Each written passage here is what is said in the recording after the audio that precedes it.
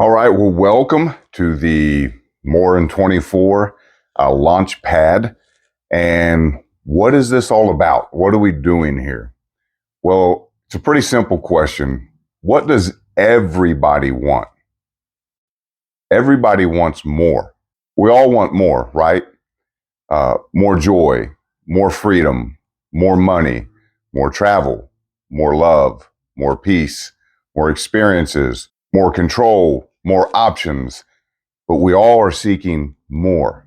And one of the first things we need to understand before proceeding with this seeking of more is it's easy to feel guilty about that. I know that I have in the past, but this seeking more is really how we're wired. It's how God or the universe, evolution designed us and wired us. So we need to understand how it works, what the rules of the game are, and how to embrace it. And the reason I think this is important to talk about is there's a couple reasons.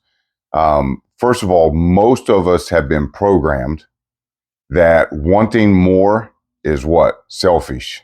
It's greedy. What have we always been told? You should be grateful for what? Say it. You know what it is.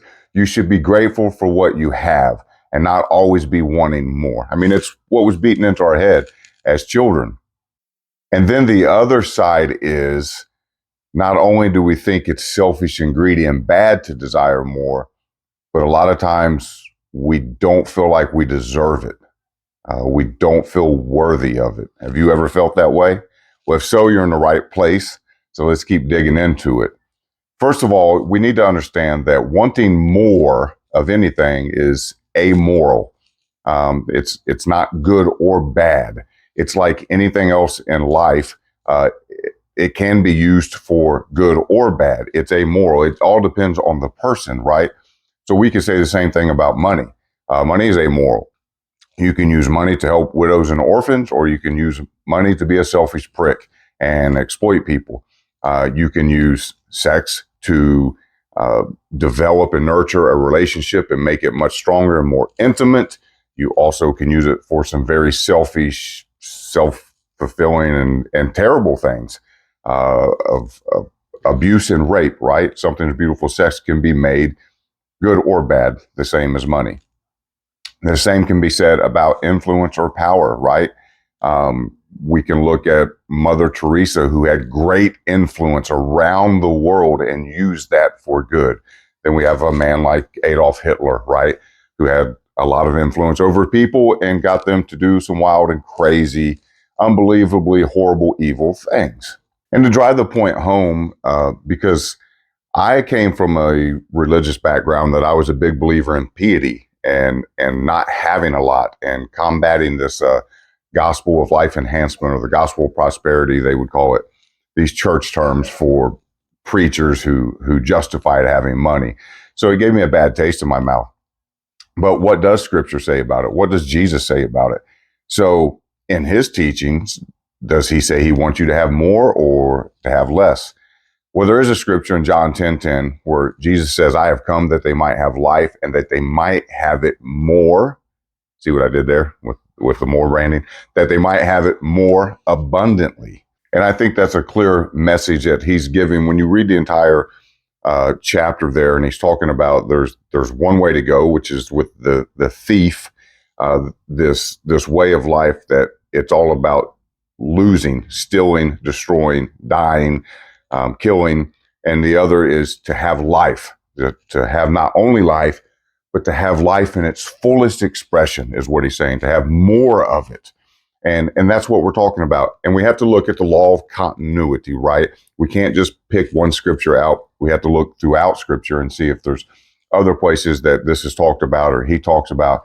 And another great one is he gives the parable of the talents. And so let me keep it real simple.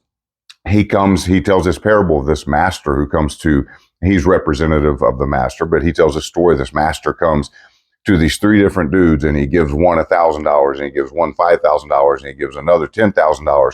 And he says, I got to take a work trip. But when I get back, I expect my money to be returned to me with some interest. And so he comes back and he goes to the cat that he gave $10,000 and the guy returns him $50,000. A 5X on the investment.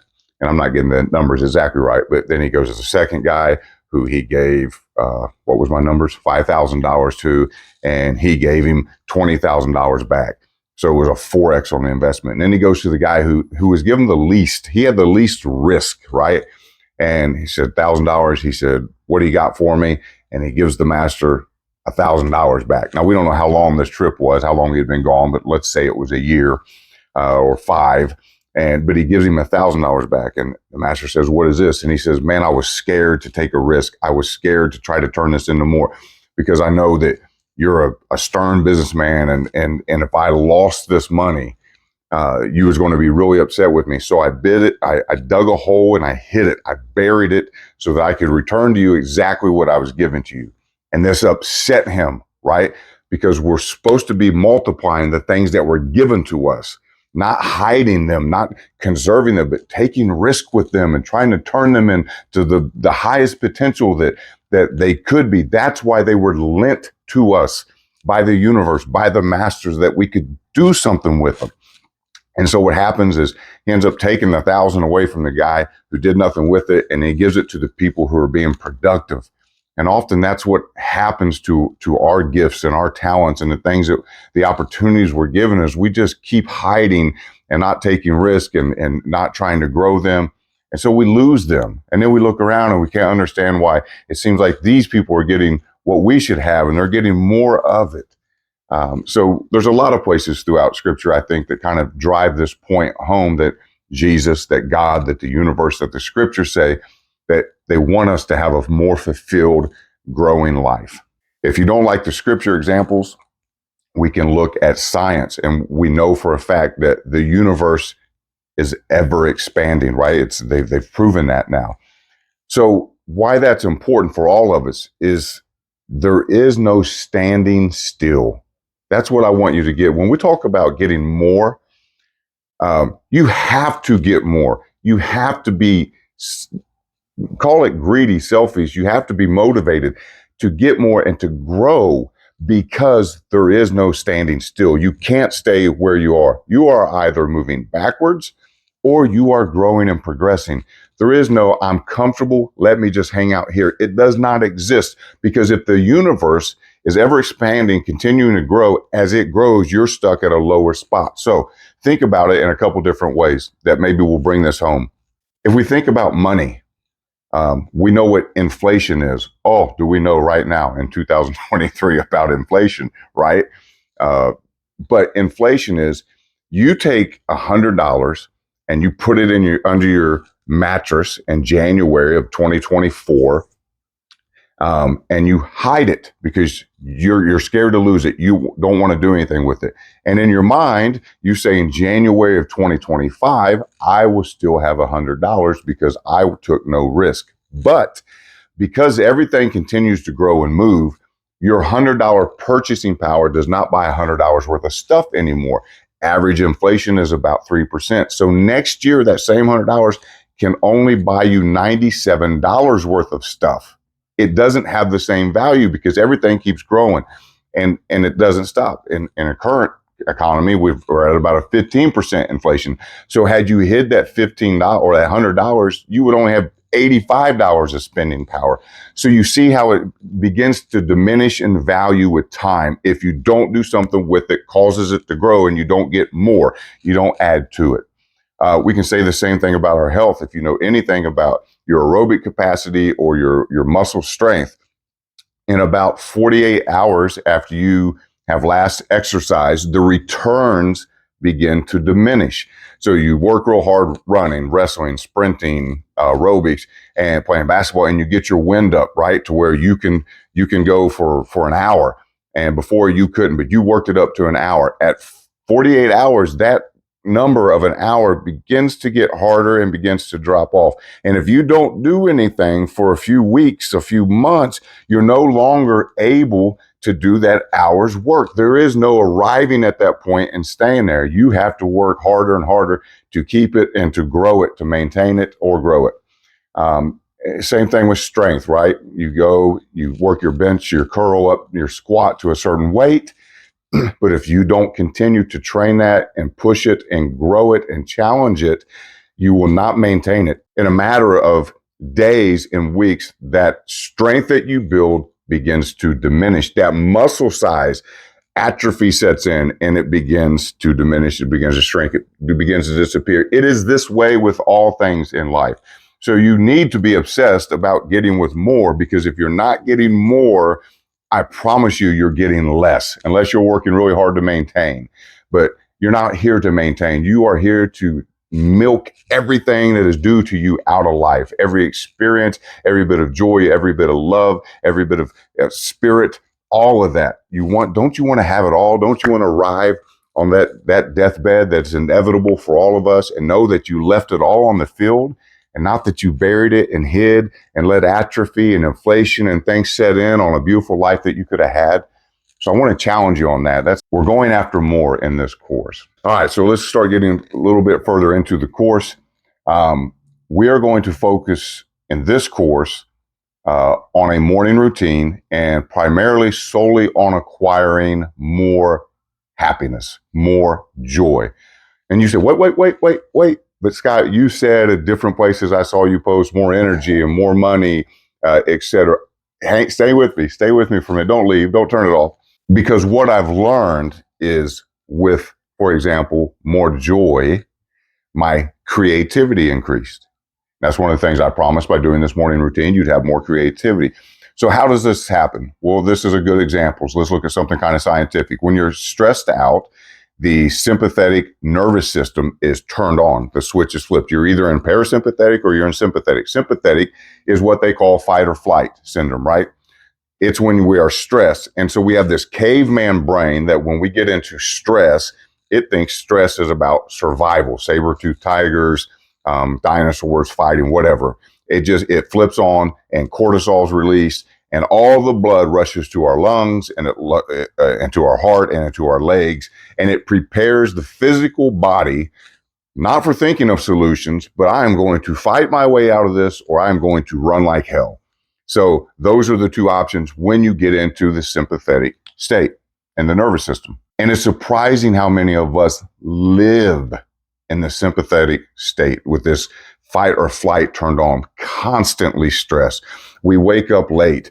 We're rushed to get the kids ready and get them to school, and we're rushed to get to work on time, and then work is stressful, and then the boss is expecting things, and I don't like my colleagues, and I didn't get enough time for lunch, and I forgot my card for lunch, and then traffic was bad at lunch, and then traffic was bad on the way home, and then as soon as I got home, I'm trying to feed these kids again, and then I'm trying to get them off to sports practice, and then I'm fighting with the spouse, and then I'm trying to watch my show, but I keep getting interrupted, and I seeing stuff on social media that makes me mad, and then I can't sleep.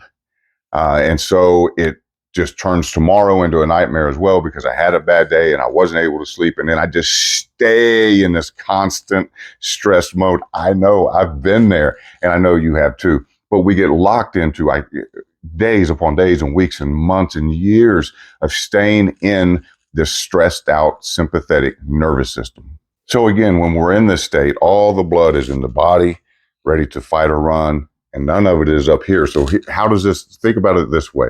Have you ever been in an argument with somebody, a fight, and it could be a stranger, it could be somebody you know, and then let's say, 10 hours later, you're laying in bed or you're taking a hot shower and you're like, ooh, I wish I would have said this. I should have said this to them. Why did that happen? It's not because you're not witty. It's not because you needed time to come up with something, because in that moment of stress, you flipped on the sympathetic nervous system. You were in fight or flight mode. All the blood left your brain, went to these other parts. You might have been trembling a little bit. You were gritting your teeth. Boy, you really wanted to lay into them. And you may have strained yourself, or you may have just said something stupid and cussed them out. But whatever, you were in that mode. When you got home 10 hours later and you're laying in bed and you're watching your show and you're relaxing, or you're in that hot shower and you're relaxing, the other switch flips, which is the parasympathetic. It is the rest and digest. It is when the blood is allowed to go back to the brain and your resources back to the brain. And then the creative thought of, oh, I should have said this to them. That's why that appears, and that's why that happens. It's very interesting, isn't it? So my creativity increased when I did this routine, and increased my joy. You know what else increased? My health increased. And I've pulled up, I printed out some peer-reviewed medical studies that talk about this. And this isn't just a Google search. One of the things I did learn in getting that master's degree was how to do peer-reviewed research, which means you go and find things that were published in journals that other medical doctors agree with, respect. And so these aren't just Google searches where somebody wrote a blog post, but these are actually published studies in medical journals. And so some of the things that we found is that when somebody is happy or more joyful, it raises immunity, it lowers your blood pressure, done both of those for me, and lowers your cortisol, which is huge. So there's this one study here. I won't go through them all. It's a 2005 study. Says is that better immune function. Here's another one that shows lower cortisol in the body. And let's talk about cortisol for a minute, because this is huge. When you're in that flight or fight mode, your body is making more cortisol. It's what they call the stress hormone. It impairs cognitive performance because there's nothing going to the brain. The resources are sent elsewhere. It lowers the immune function. It increases weight. I've lost some weight pretty easily since I've gotten happier. It messes with the heart and cardiovascular system. It causes mental issues. It causes digestive problems. It disrupts sleep, hormones. Hang on. Listen to this. I want you to listen to this. This is important. If you have too much cortisol, remember we talked about so many of us are staying in that fight or flight. We're staying in that sympathetic nervous system turned on all the time. So what happens when we live in that state? See if you sound like any of these people. You're not thinking clearly. You getting sick all the time. You're gaining weight or finding it hard to lose weight. Maybe your blood pressure is up. Maybe you're having some mental health issues. You feel depressed. You feel stressed. You're freaking out. You're having some digestive issues. You got irritable bowel syndrome. You got acid reflux. You can't eat what you used to be able to eat. You're not sleeping well. And your hormones are out of control. You're crying over nothing. Your menstrual cycle's not on time. And you feel like you're going crazy. Does that sound like anybody? That is what happens to us when we stay in the fight or flight. We stay with that sympathetic nervous system turned on, and we just keep dumping cortisol. Cortisol serves a purpose. It has some good things to it. But when we're continually dumping it into our body, these are the things that happen to us.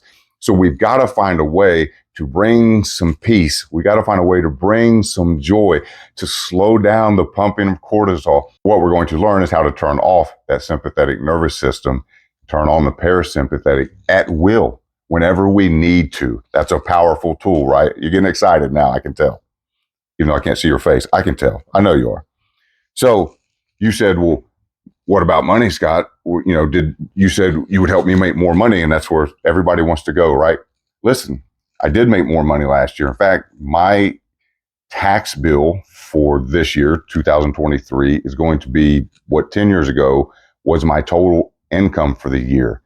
That's a major difference over the last 10 years. And I had a better year than any year this year, 23, and doing this. Why? Because my creativity increased, right? Because my energy and my health increased. I was sick less.